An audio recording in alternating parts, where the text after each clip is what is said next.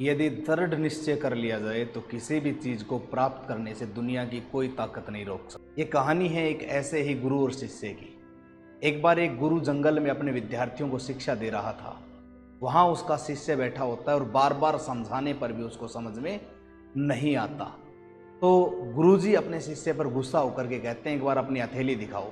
जब शिष्य हथेली दिखाता है तो गुरुजी कहते हैं, आप अपने घर चले जाओ बेटा, तुम्हारे भाग्य में विद्या नहीं है। मायूस मन से वो विद्यार्थी घर की ओर निकल पड़ता है।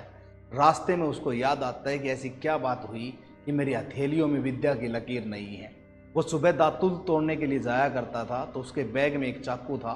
उस चाकू को निकालता है और अपने हाथ पर गहरी एक लकीर बना लेता है और वो लहूलुहान हो जाता है। वो अपने गुरुजी के पास जाता है और कहता है कि गुरुजी, मैंने विद्या की लकीर अपने हाथ पे खींच ली है। और ये लकीर देख करके गुरुजी गर्वित हो उठते हैं और भारी मन से उसको अपने सीने से लगा लेते हैं। ये कहानी है पाणिनि की, जो इतिहास के सबसे बड़े इतिहासकार कहलाए और उन्होंने एक संस्कृत ग्रंथ, जो कि संस्कृत का व्याकरण कहलाया, अष्टाध्यायी, उसकी रचना करी। तो दृढ़ निश्चय करके उसने अपने आप को एक महान ऋषि साबित कर दिया और उसकी रचना मुनि त्रय में जुड़ी।